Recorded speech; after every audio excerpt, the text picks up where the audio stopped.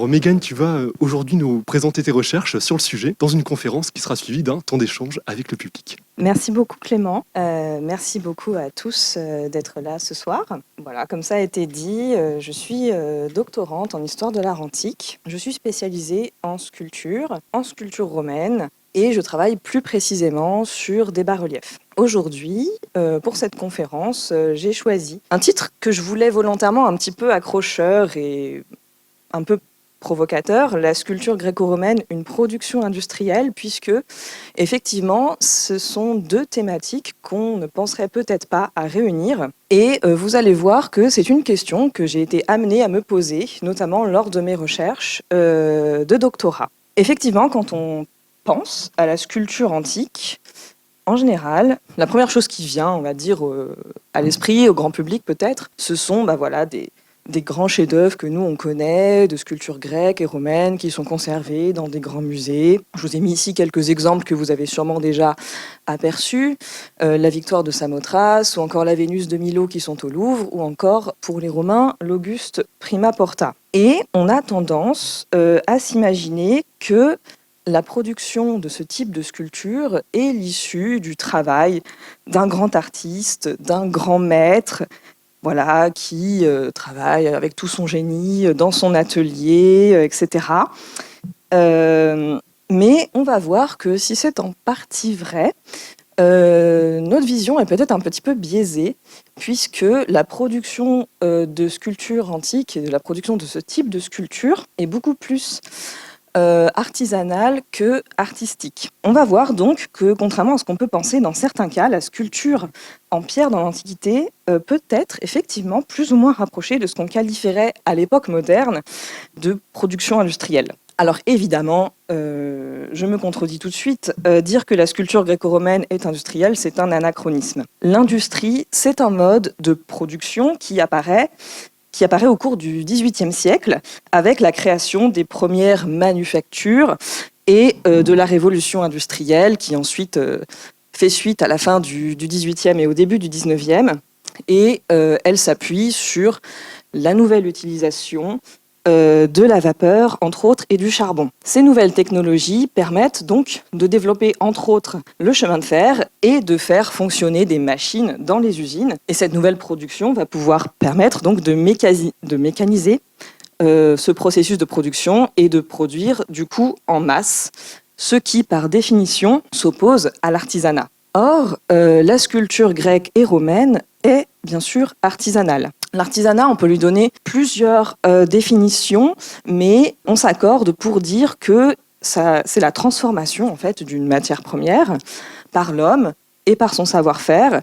Et cela induit que, dans la plupart des cas, bien sûr, un travail manuel et une production unique et en quantité limitée. Par définition, donc, la sculpture grecque-romaine, qui est artisanale, n'est pas une production industrielle. On pourrait s'arrêter là si on restait sur nos définitions.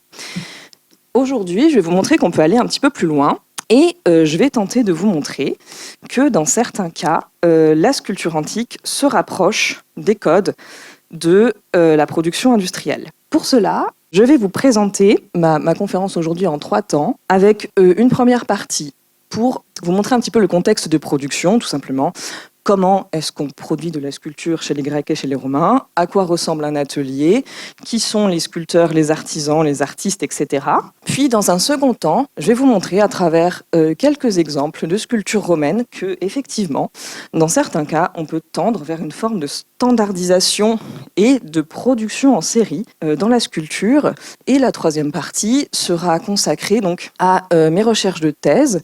Et donc, je vous montrerai un petit peu mon corpus de reliefs sur lesquels je travaille, qui, eux aussi, en fait, peuvent être questionnés sur ce type de production en série qu'on peut retrouver dans la sculpture romaine. L'atelier de sculpture dans l'Antiquité grecque et romaine. Je réunis les deux dans cette partie, puisque les modalités de l'atelier, les techniques de sculpture sont absolument les mêmes chez les Grecs que chez les Romains. Les outils sont les mêmes. Donc, je les réunis ensemble, il n'y a pas de grosse différence.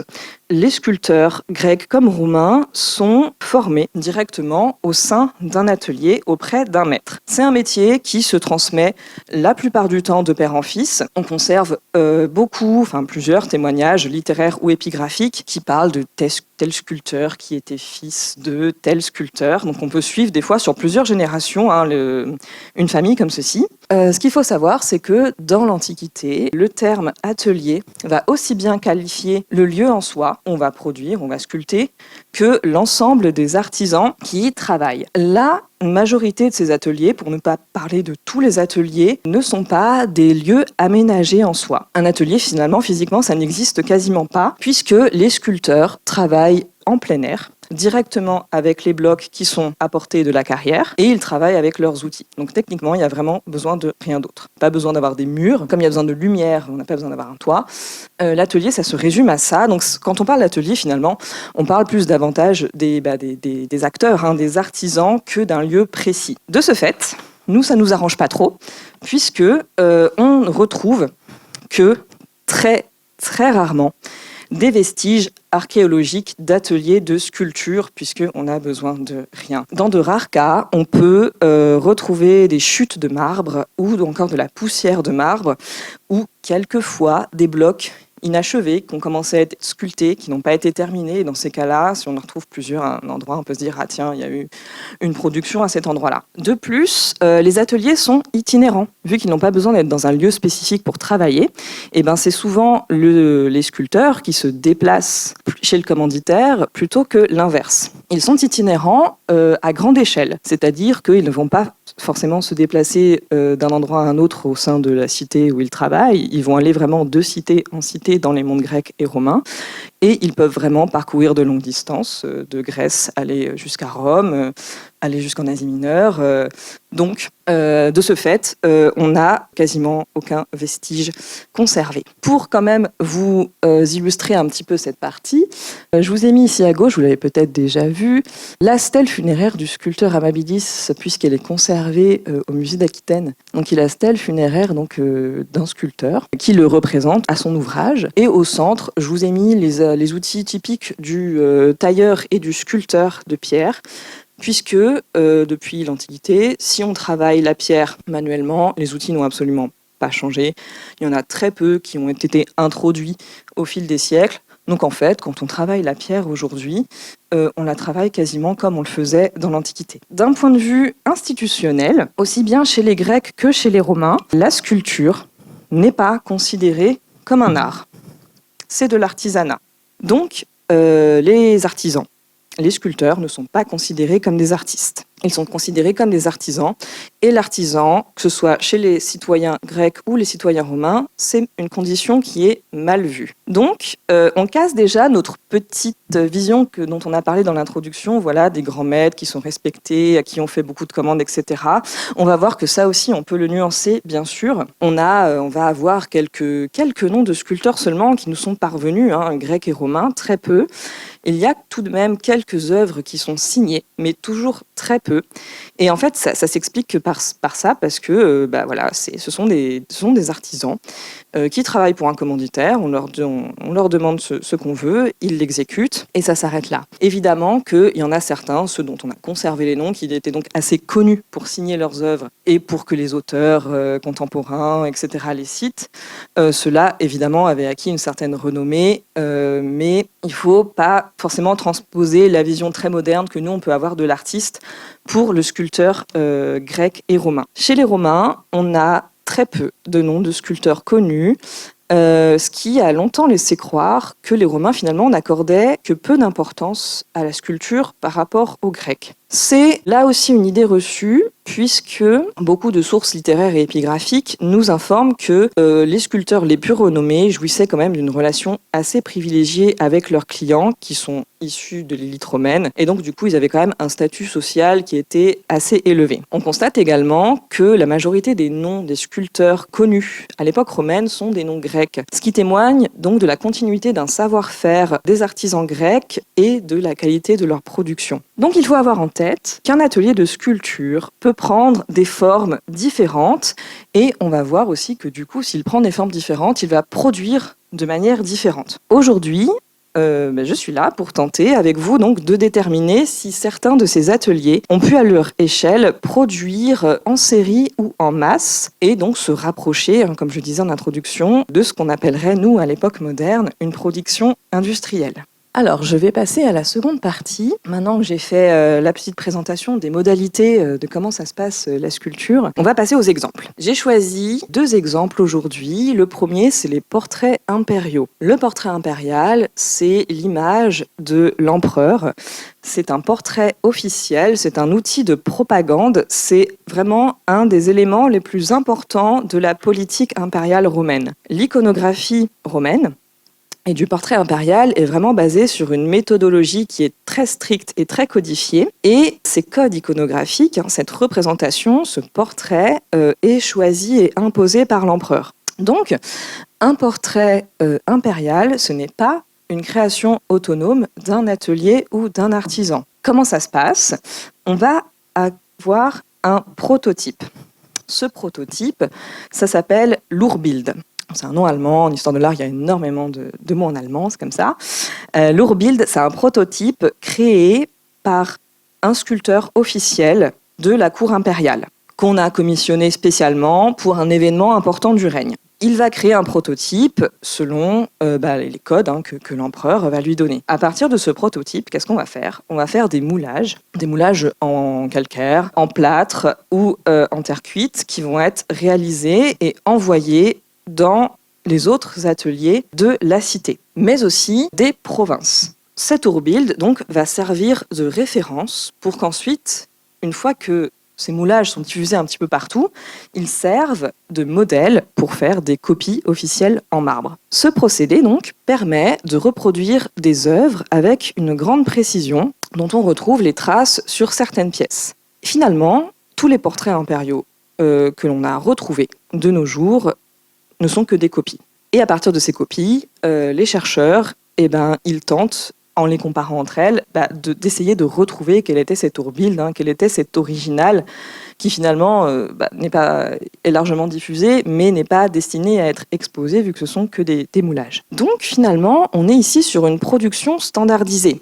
À partir d'un modèle, on va créer de nombreuses copies qui se veulent identiques, et ces copies vont elles-mêmes voyager dans des villes sur tout le territoire de l'Empire romain pour être copiées à leur tour. Alors ça reste une production limitée, parce que finalement chaque atelier va produire que quelques portraits, mais il y en a quand même des dizaines et des dizaines d'ateliers qui vont produire tous le même portrait. Le but, c'est qu'on ait exactement le même portrait dans tout l'Empire, le même objet.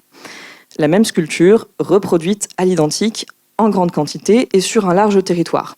L'empereur, il va choisir de créer un nouveau portrait quand il le souhaite. C'est en général pour célébrer soit un anniversaire, donc soit son avènement au règne, soit un anniversaire de règne quand on a des règnes longs, ça arrive.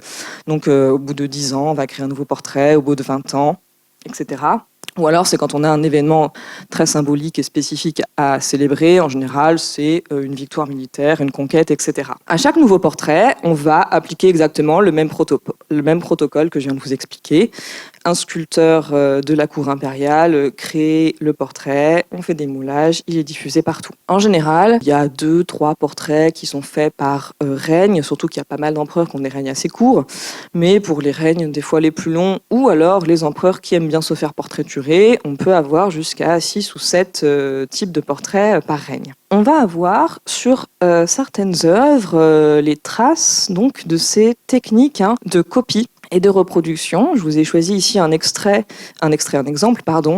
d'un buste d'Antonin le Pieux, qui est conservé au musée Saint-Raymond de Toulouse, qui est issu donc de la très belle villa gallo-romaine de Chiragan. Et on peut voir que sur cette tête, on va conserver les traces d'un procédé de réalisation de copie. À l'arrière de la tête, je ne sais pas si vous pouvez le distinguer assez bien, là au centre du cercle, vous voyez un petit point peut-être. Un petit point, on appelle ça une verrue, tout simplement parce que ça ressemble à une verrue. Cette verrue est un petit trou qui est en réalité un reste d'une trace de fixation d'un appareil de mise au point utilisé par le copiste. C'est donc une trace caractéristique et à partir de ce moment-là, en général, on en retrouve quand même assez souvent des verrues comme ça, mais évidemment le sculpteur, autant que faire se peut, il essaie d'enlever cette petite trace qui est un peu disgracieuse. Mais là, on est à l'arrière de la tête, c'est un buste qu'on regarde que de face, a priori, voilà, il l'a laissé. Donc ça nous montre que nous avons bien affaire à une copie. C'est un procédé qui est pratiqué dès la période hellénistique. Alors il y a plusieurs outils, plusieurs méthodes de mise au point. On peut utiliser soit des équerres ou alors la méthode des 3 compas, celle que vous avez illustrée ici sur le schéma à droite. C'est une méthode assez complexe qu'on utilise surtout pour la reproduction de reliefs et de rondes bosses de grand format qui consiste à tailler un bloc sur le tas. Le sculpteur va avoir recours à des mesures qui sont prises au moyen de 3 compas et donc on va placer 2 ou 3 points qui sont des points de repère. Et du coup, en fonction de si on agrandit ou si on rétrécit les repères des compas par rapport à notre modèle de base, on peut aussi créer une copie qui va être plus petite ou plus grande que le modèle qu'on a. Ça, c'est pratique. Avec cette technique-là, on peut créer en fait des copies de la dimension qu'on souhaite. Donc, pour procéder à la mise au point aux 3 compas, il est nécessaire de mettre en place sur le modèle et sur le bloc ce qu'on appelle des points de basement. Et c'est en fait cette verrue que vous voyez ici. Donc on met 3 points initiaux dits de basement qui sont choisis sur les parties les plus saillantes du modèle et que ensuite on va reporter, vous le voyez sur le schéma, sur notre bloc de marbre. Pour un buste, on situe un point au sommet du crâne et 2 autres de part et d'autre de la tête. Et on les reporte donc avec exactitude sur le bloc de pierre. Et ces points-là, on les conserve jusqu'à l'achèvement du travail. Ils servent donc pour la mise en place des points secondaires. Et petit à petit, plus on va creuser dans notre bloc, plus on va placer de nombreux points. Et on sait que les points qu'on a placés de base, ça va être les points les plus externes au buste. Et donc ça va nous permettre de faire notre sculpture de plus en plus taillée dans le bloc. Grâce à cette technique, on va pouvoir, dans notre sculpture romaine, produire à plus ou moins grande échelle, avec à plus ou moins grand nombre, mais techniquement, en fait, avec cette technique, on peut reproduire une œuvre à l'infini si on le souhaite. Évidemment qu'on ne va pas être sur des quantités astronomiques. On produit des portraits impériaux seulement autant qu'on en a besoin, mais en tout cas, on a une méthode et une technique qui marche pour copier une œuvre autant qu'on le souhaite. Alors évidemment, ça coûte énormément de temps et ça coûte aussi de l'argent de le faire, mais on peut. Le second exemple de standardisation que je voulais vous montrer, ce sont les sarcophages. À l'époque impériale, les Romains, qui peuvent se le permettre, vont choisir de se faire inhumer dans des sarcophages. Ces sarcophages, selon les moyens financiers du commanditaire, vont être plus ou moins ornés de reliefs décoratifs. Ces reliefs, ils vont représenter aussi bien des scènes de la vie quotidienne que des scènes mythologiques. Alors, les cuves de sarcophages sont d'abord dégrossis et évidés à la carrière, c'est-à-dire que dès la carrière, on va tailler la forme globale d'un sarcophage. Donc voilà, c'est un peu comme un cercueil. Vous avez une cuve creusée pour recevoir la dépouille et ensuite, par-dessus, vous avez un couvercle. Chaque cuve est différente et va recevoir un décor différent, mais on va observer qu'il y a un caractère sériel et parfois inachevé des cuves qui indique que la plupart d'entre elles étaient finalement réalisées à l'avance et en série. Alors, c'est pas toujours le cas. C'est pas une généralité de toute la production de sarcophages romains, mais on va voir que dans certaines productions, on a pu l'observer. Donc ici, c'était simplement deux petits exemples pour vous montrer un petit peu la diversité des décors de sarcophages qu'on peut retrouver chez les Romains. Nous en avons d'autres ici, qui sont un petit peu plus simples. Ça, c'est des sarcophages qu'on appelle à strigiles. Les strigiles, vous voyez, c'est ce motif qu'on va retrouver ici sur les pans. Donc ceux-là sont un petit peu plus simples. On a retrouvé, entre autres, dans les témoignages intéressants de vestiges archéologiques, des épaves. Des épaves qui contenaient donc des cargaisons de sarcophages inachevés. Et ça nous montre un petit peu justement comment se fait la chaîne de production de ce type de sculpture. Alors, entre autres, il y a 2 épaves qui ont été retrouvées au sud de l'Italie et qui transportaient toutes les 2 des sarcophages en marbre de Thasos. Thasos, c'est une île des Cyclades, donc c'est grec, et qui était très probablement donc destinée à aller à Rome. Et ces épaves sont un témoignage intéressant pour la production et pour le commerce de sarcophages. Elles nous montrent à quel niveau d'achèvement les sarcophages étaient acheminés donc de la carrière jusqu'à l'atelier qui va réaliser, lui, le décor sculpté. Donc on a une première épave, qui est l'épave de Torres Garata. C'est celle que vous avez ici. Ici, vous avez un schéma qui représente tous les vestiges tels qu'ils ont été retrouvés. On date de la fin du 2e ou du début du 3e siècle après Jésus-Christ. Elle transportait 18 sarcophages qu'on peut voir sur ce schéma. Il y en a une seconde de San Pietro qui contenait, elle, 23 sarcophages qu'on date du 3e siècle. Et parmi eux, il y en avait 9 rectangulaires simples, il y en avait 4 rectangulaires mais avec l'intérieur arrondi, il y en avait 10 autres qui étaient complètement arrondis et 7 qui comportaient déjà une ébauche de décor de relief. Ce type de vestiges donc nous montre que dans la chaîne opératoire de production de sarcophages, ils sont effectivement bien évidés déjà à la carrière, entre autres pour des raisons économiques et de transport. Un sarcophage comme ça pèse environ 2 tonnes. Alors si on ne les vide pas, ça pèse le double. Et si on les évite, plus on les évite et plus on va pouvoir en transporter dans les cargaisons des navires. Donc certains portent déjà des petites bases de décor. Quand on est un riche romain, qu'est-ce qu'on va faire ? Soit on va commander son sarcophage de son vivant, parce qu'on est prévoyant, parce qu'on veut choisir quel décor on va avoir dessus, soit on n'est pas très organisé et on ne l'a pas fait, et dans ces cas-là, c'est la famille qui va s'occuper, les plus proches parents, qui vont s'occuper d'en commander un. Lorsque l'on fait donc du coup face à quelqu'un qui n'est pas prévoyant ou alors à un décès imprévu, on peut se retrouver très rapidement dans l'embarras de devoir acheter un sarcophage dans un délai très court, puisqu'en plus le deuil chez les Romains est très codifié et la durée du rituel funéraire est limitée. Donc on ne peut pas attendre des semaines, voire des mois que ce soit prêt. Dans ce cas-là, l'acheteur peut procéder à une commande, mais il doit choisir dans l'atelier parmi des sarcophages qui sont déjà disponibles et qui ont donc été réalisés et commandés en amont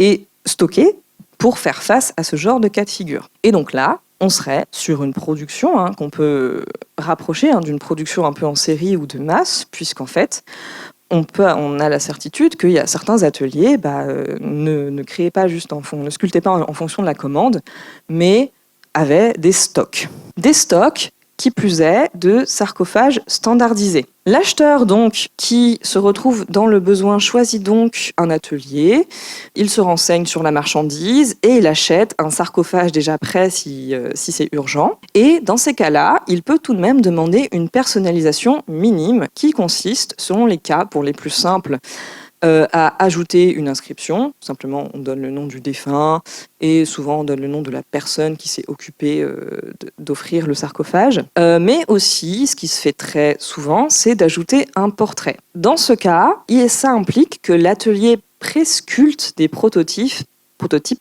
adaptés à la clientèle. Donc en fait, on va voir qu'on va avoir des images, des iconographies typiques. Parmi justement, tristement, donc les sarcophages qui sont beaucoup produits en amont et stockés, on a les sarcophages d'enfants, puisque c'est quasiment toujours des décès imprévus, le décès d'un enfant. Mais après, on va avoir des iconographies typiques, et c'est ce que vous voyez ici. Sur le sarcophage que vous avez juste au-dessus de moi, vous voyez là, dans le petit rond à gauche, qu'on appelle un clipéus, un portrait sans tête. Et en fait, ce sarcophage, le portrait n'a pas été sculpté, il n'a pas été utilisé. Et en fait, ça pourrait en tout cas être le type de sarcophage qu'on trouve dans un atelier. Et on l'achète parce qu'on en a besoin urgemment. Et au dernier moment, qu'est-ce qu'on va faire ? On va sculpter le portrait de notre défunt à cet endroit-là, qui est prévu à cet effet. Pareil ici pour ce sarcophage à Strigile, où on a le portrait de 2 époux. Vous voyez qu'on pourrait croire ici que l'œuvre a été abîmée avec le temps, etc. Non. Vous voyez que les visages sont à peine ébauchés et ils sont en fait inachevés, ce qui permettrait en fait de sculpter le portrait du défunt et de son époux ou de son épouse, ou alors un frère, une sœur, en tout cas du défunt et du commanditaire. Dans ces cas-là, l'atelier, qu'est-ce qu'il va faire ? Évidemment, il va réaliser un portrait selon des codes assez schématiques, simplement représenter si la personne est un homme, une femme, si elle est jeune, si elle est âgée, etc. Donc ça reste un petit peu limité, mais c'est tout de même personnalisé. Donc, avec cet exemple, on voit qu'on a une certaine forme de standardisation, et c'est un peu toujours les mêmes décors qu'on va retrouver sur des sarcophages, même si à chaque fois ce décor est un petit peu différent. En tout cas, c'est toujours les mêmes thèmes, et on a ce procédé de personnalisation de dernière minute qui montre qu'on a du stock, et donc qu'on en produit relativement en série. Je vais passer maintenant à notre troisième partie, celle qui me concerne moi personnellement, puisque je vais vous présenter un petit peu mes recherches et notamment le corpus de sculpture sur lequel je travaille, et je vais vous montrer qu'il va être sujet à toutes les réflexions qui nous trottent en tête depuis tout à l'heure. Je travaille donc sur ce qu'on appelle les reliefs du Pirée.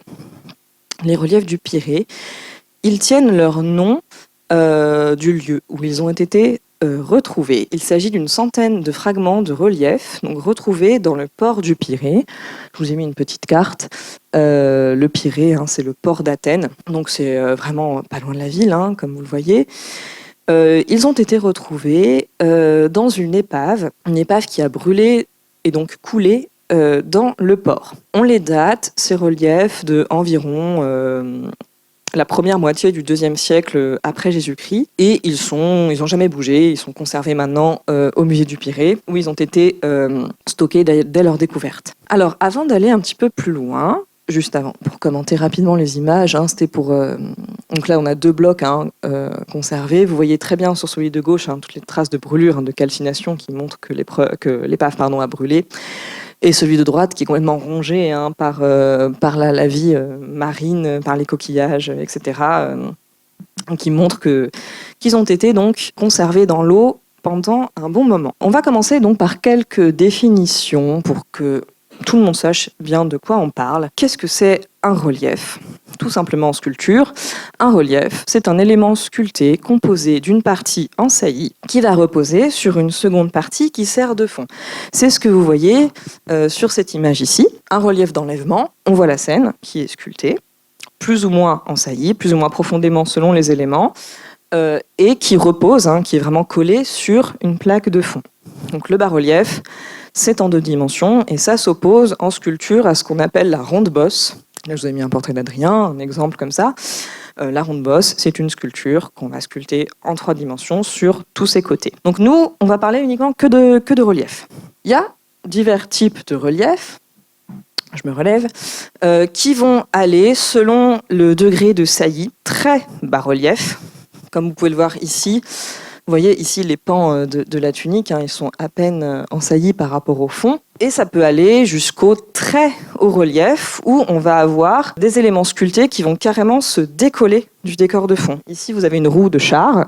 Vous voyez que la roue du char est complètement décollée du fond du panneau. Et sur un seul relief, on peut avoir du très bas relief, du haut relief, du très haut relief. On peut avoir de tout, alors ça peut être uniforme. Donc c'est assez varié. Les bas-reliefs du Pirée sont de style néo-attique.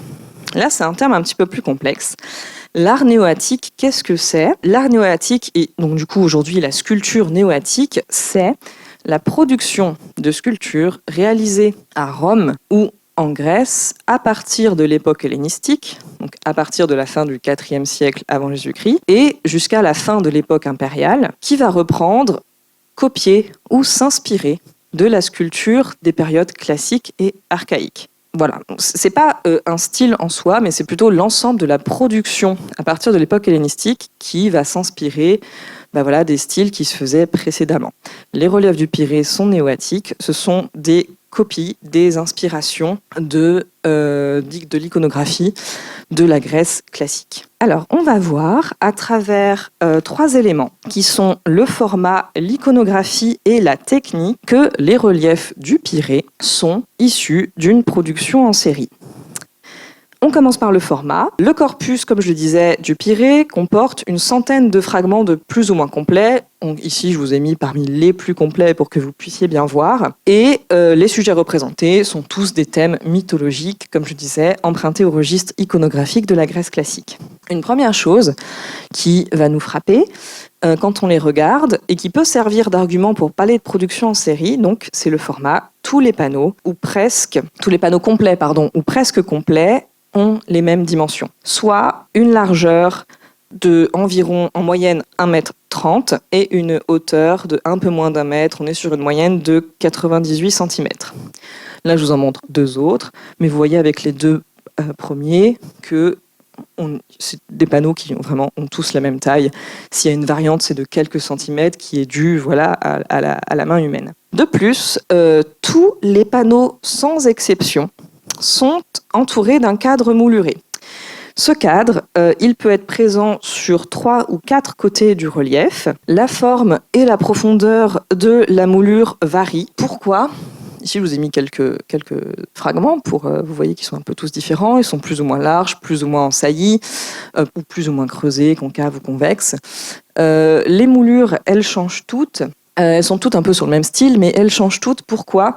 Puisque finalement, c'est ce qui est sculpté en dernier sur le panneau. Puisqu'en fait, on va d'abord sculpter le motif. Et ce motif, selon ce qu'il représente, sa taille, etc., on va voir que dans certains cas, il va plus ou moins dépasser du fond. C'est le cas ici sur, par exemple, les 2 têtes que vous avez ici. Vous voyez que le haut de la tête déborde un peu et empiète sur la moulure du cadre. Ici, juste au-dessus, on voit qu'on a le pied et une bonne partie du pan de la tunique d'une jeune femme qui, elle aussi, déborde du fond du panneau, parce que le fond s'arrête là, le cadre commence ici, et donc il déborde. Et comme on taille d'abord de la partie la plus externe jusqu'à la plus interne, on est obligé de terminer par le cadre, ce qui explique qu'il n'y a pas une uniformité des moulures de cadre, mais elles sont toutes relativement sur le même style. C'est juste la saillie qui va dépendre un peu, ou le nombre de moulurations. En tout cas, il y a une uniformité dans la réalisation. Ce constat peut être un indice de production sérielle. Malgré la diversité des sujets iconographiques représentés, les dimensions des panneaux sont strictement identiques. C'est donc le sculpteur qui doit adapter le sujet au médium et non l'inverse. L'iconographie, maintenant, qu'est-ce qui représente ces reliefs ? L'iconographie, en histoire de l'art, c'est l'étude méthodique des représentations plastiques d'un sujet. Donc, pour faire simple, c'est vraiment le sujet, qu'est-ce que ça représente une œuvre. Les reliefs du Pirée représentent uniquement, on l'a dit, des scènes mythologiques empruntées au répertoire de la sculpture grecque classique. Et on va voir que parmi ces sujets, il y en a qui sont produits de manière répétitive. Ici, nous avons 2 reliefs qui représentent les charites grecs. C'est les 3 grâces chez les Romains. Alors, il y en a un qui est plus conservé que l'autre. Il y en a un qui est un peu plus fragmentaire et qui est un peu brûlé. Mais vous voyez que nous sommes exactement sur la même scène, représentée avec relativement les mêmes proportions, le même format et les mêmes poses, les mêmes coiffures, etc. Un autre exemple ici, avec 2 reliefs qui représentent une double scène. La dispute du trépied delphique entre Apollon et Héraclès, et en pendant, un prêtre et une prêtresse au candélabre. Un autre exemple de relief d'Amazonomachie. Si vous regardez ici les scènes représentées, alors les 2 reliefs sont dans des états de conservation qui ne sont pas identiques, ils sont tous les 2 un petit peu fragmentaires.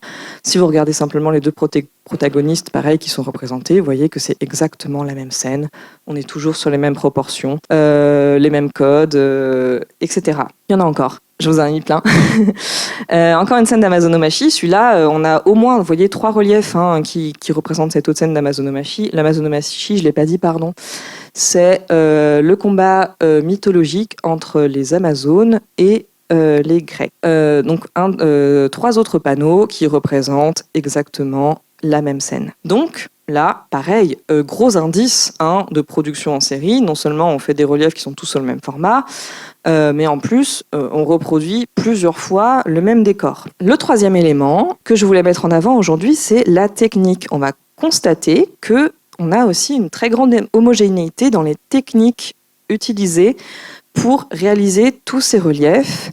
Et malgré le fait que... Alors, on va parler d'atelier du Pirée, même si, de 1, on ne sait pas où est-ce qu'il était. On ne sait pas non plus combien d'artisans, ni quel était le nom du maître, ni combien d'artisans il comportait. On sait qu'il y en a plusieurs, donc on parle de manière conventionnelle de l'atelier du Pirée. Et donc malgré le fait qu'on ait plusieurs artisans, bien sûr, qui aient travaillé sur l'ensemble du corpus, on va remarquer que la technique est très codifiée. L'étude des traces d'outils nous permet de voir cela, et on va voir une uniformité artisanale dans la réalisation technique, mais aussi stylistique, avec des codes que l'on va retrouver sur chaque relief. Dans tous les reliefs, les parties habillées des personnages portent des traces de râpe. Alors oui, vous les voyez quand même assez bien. Donc ici, vous voyez, on a un pan de tunique. Vous voyez tous ces petites stries là, les traces de râpe. Là, on a une jambe droite, mais là, vous avez le pan de la tunique derrière qui pend. Pareil, traces de râpe. Et là, on les voit assez bien aussi. Et ça, on l'observe vraiment sur tous les reliefs. Vous allez dire, peut-être, on voit les traces d'outils, c'est pas très beau. C'est pas très beau, c'est pas bien fini, c'est pas très qualitatif, etc. En fait, ça nous importe peu, nous. Pourquoi ? Parce que, en fait, tous ces jolis reliefs, comme toutes les sculptures que je vous ai présentées aujourd'hui sans exception, étaient peintes. La sculpture grecque et romaine est peinte. Tout est peint. Les reliefs, les bustes, les statues en pied, la victoire de Samothrace que vous avez vue au début, elle était peinte. Tout était peint, tout était polychrome. Donc, si on n'a pas une finition qui est très très nette, c'est pas grave, d'autant plus que ça permet à la peinture d'accrocher, si c'est pas complètement lisse. Les parties nues, donc les chairs, elles, en revanche, sont toutes extrêmement polies. Là, je vous ai remis la même photo qu'avant ici, donc on voit la différence entre le traitement du drapé qui comporte des traces, qui n'est pas uniforme, et la chair là, qui est bien polie. Sur la jeune femme qu'on a au centre, on voit que même là, le visage il est vraiment extrêmement poli, on est bien à l'extrême. Et à droite, on a Apollon, qui lui est complètement dévêtu et complètement lisse également. Donc pareil, et là c'est uniforme, je vous en montre que 3, je pourrais tous vous les montrer, ce serait la même chose. Le traitement des chairs est uniformément poli sur tous les blocs conservés. Le fond, lui, il est aussi traité toujours de manière uniforme. Cette fois, on va avoir des traces de RIP, qui est un autre outil qui sert pour les sculpteurs. Et vous le voyez donc assez bien sur la photo ici à gauche, vous voyez les traces d'outils dans le fond. Et ici, sur ce panneau, vous voyez même que le fond, là pour le coup, il n'est pas complètement fini, il n'est même pas forcément très très lisse, etc. Et on remarque que, pareil, on n'accorde pas une énorme importance au fond du panneau. Pourquoi ? Parce que c'est pas le plus important. Le fond peut être peint lui aussi, mais pas forcément. Mais surtout, comme les figures vont être peintes, finalement, elles vont vraiment ressortir par rapport au fond. Donc, c'est pas grave si il n'est pas complètement lisse ou uniforme. Et là, pareil, on va remarquer les mêmes traces d'outils un peu sur tous les fonds des panneaux. Donc, on a une réelle homogénéité et vraiment des codes de travail au sein de l'atelier du Pirée qui permet toujours de réaliser des œuvres qui ont toutes les mêmes codes et toutes les mêmes standards. Un dernier exemple, du coup, issu du même relief. Ici, on reprend nos carites. Je vous les ai mis en haut et je vous ai mis trois gros plans.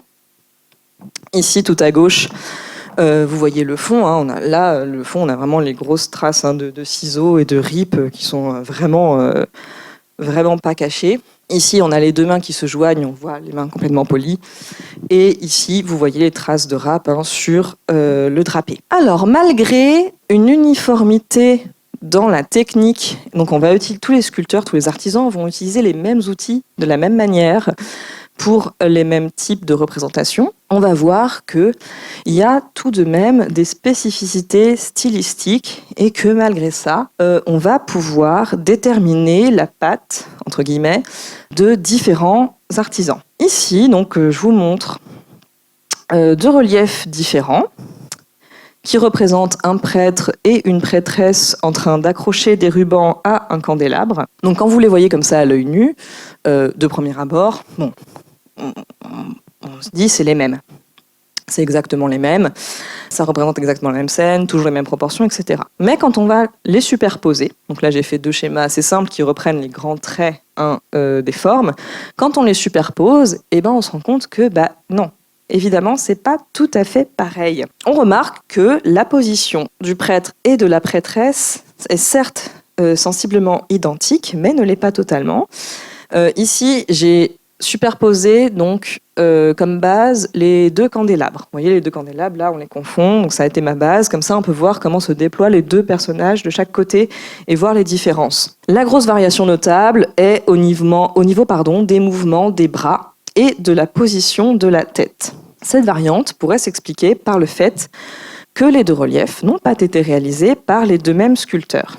Puisque, évidemment que là on est sur une fabrication manuelle, évidemment que on n'est pas sur une machine, il va y avoir des variantes dues à la main de l'homme. Mais avec les outils qu'on a, Et avec les cartons, donc en fait, là, c'est pas les sculpteurs qui inventent ces sujets. Ils ont des cartons, ils ont des images de base, ils ont des moulages de base qui reproduisent.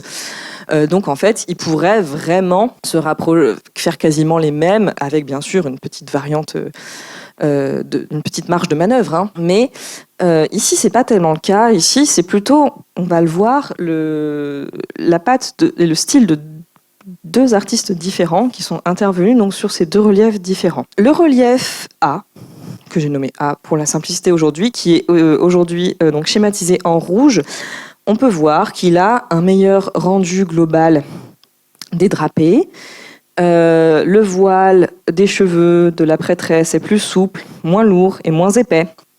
Les pans de sa robe sont aussi plus souples, avec un mouvement plus prononcé vers l'arrière qui va accompagner son geste. Les pans du manteau du prêtre sont en revanche plus grossiers dans le relief B. Ils sont plus géométriques, ils sont très creusés, ils sont très épais, alors que les plis sont davantage arrondis sur l'autre. Pardon, j'ai passé la diapo un peu tard, c'était ce que j'étais en train de vous expliquer. Le relief B, lui, en revanche, si on voit, donc c'est celui qui est à gauche, vous voyez que les pans là sont quand même vachement plus géométriques, c'est plus rigide, il y a plus d'angle droit, c'est beaucoup moins souple que ce qu'on a à droite. Mais le relief B, en revanche, donc celui qui est plus rigide dans les drapés, il va être beaucoup plus souple dans la représentation des chairs nues, et du visage et de l'expression. Globalement, donc, dans le relief B, les têtes sont plus hautes, les silhouettes sont plus affinées et elles sont plus gracieuses.